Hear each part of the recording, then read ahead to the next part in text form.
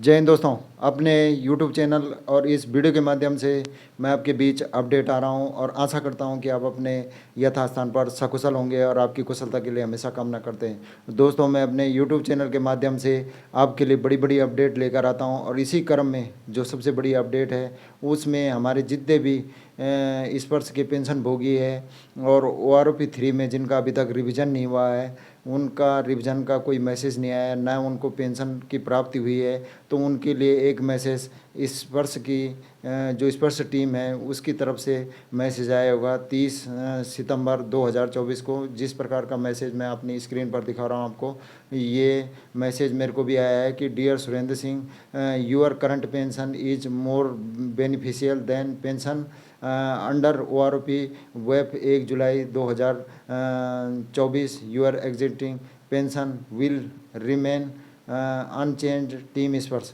ये लिखा हुआ है इसमें कि प्रिय सुरेंद्र सिंह चंद, आपकी वर्तमान पेंशन ORP के तहत पेंशन से अधिक लाभकारी है जो 1 जुलाई 2024 से लागू होगी। आपकी मौजूदा पेंशन अपरिवर्तित रहेगी टीम स्पर्श। जो मेरी पहले की पेंशन है वो ORP के तहत है और ORP 3 में किसी भी प्रकार की बढ़ोतरी पेंशन में नहीं की जाएगी। इस प्रकार का अगर मैसेज किसी भी पूर्व सैनिक को आया है, फैमिली पेंशनर को आया है, तो उनकी पेंशन में कोई चेंजमेंट नहीं होगा। आप किसी प्रकार की चिंता न करें।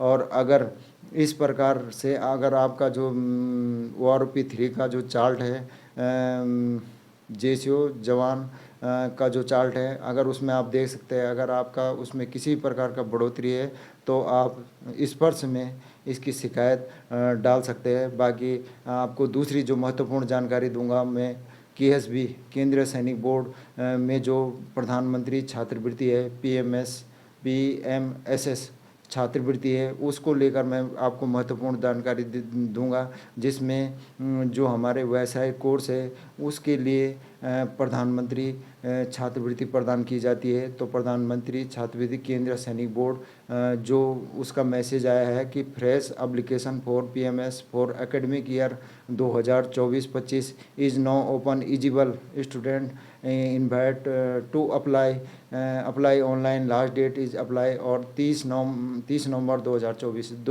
जो हमारे 10+2 करके जो व्यवसायिक कोर्स करते हैं, BBA BTech MBA MCA BCA course करते हैं, उनके लिए जो प्रधानमंत्री छात्रवृत्ति प्रदान की जाती है और कहीं को इसकी जानकारी नहीं होती। और जानकारी के अभाव में, और जो हमारे जो केंद्रीय सैनिक बोर्ड से है, राज्य सैनिक बोर्ड है, हमारे जिला सैनिक बोर्ड है, उनसे भी इसका प्रचार प्रसार बहुत कम किया जाता है।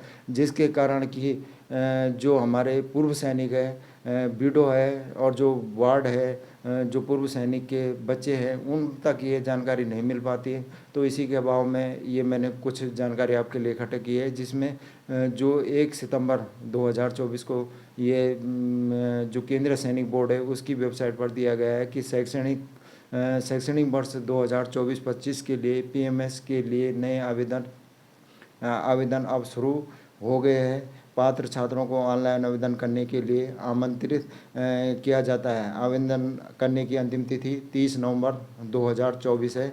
और इसमें जो महत्वपूर्ण जानकारी आपके लिए इकट्ठे की है मैंने, PMS पाठ्यक्रमों के लिए पात्रता मानदंड व्यावसायिक डिग्री पाठ्यक्रम होते हैं। ये BE BTech BDS MBBS BEd BCA B pharma BA LLB MBA MCA पाठ्यक्रमों को छोड़कर मास्टर डिग्री पाठ्यक्रम PMS के लिए पात्र नहीं है।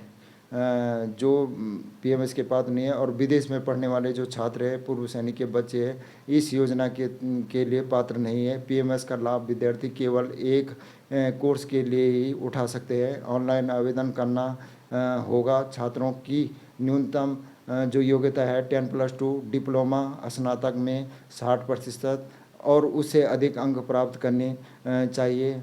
दूसरे वर्ष या उसके बाद के वर्षों में अध्ययनरत छात्र पात्र नहीं है। जो इसका KSB का व्यावसायिक पाठ्यक्रमों के लिए छात्रवृत्ति के लिए करना पड़ता है, तो वो जब आपका बच्चा फर्स्ट BA BTech किसी में भी एडमिशन लेता है तो उसको फर्स्ट साल में ही इसके लिए आवेदन करना पड़ता है। उसके बाद ही हमेशा हर साल रिन्यूअल होती है। और प्रत्येक शैक्षणिक वर्ष में पूर्व सैनिकों के कुल 5500 बच्चों जिसमें विधवाओं को छात्रवृत्ति के लिए चुना जाता है। 5500 बच्चे इसमें चुने जाते हैं केवल, और लड़कों के लिए प्रतिमाह 2500, लड़कियों के लिए प्रतिमाह 3000, और चयनित विद्यार्थियों को प्रतिवर्ष छात्रवृत्ति राशि का भुगतान किया जाता है। छात्रवृत्ति करने हेतु जो प्राथमिकता है, जो श्रेणी बनी हुई है, 6 श्रेणी है इसमें।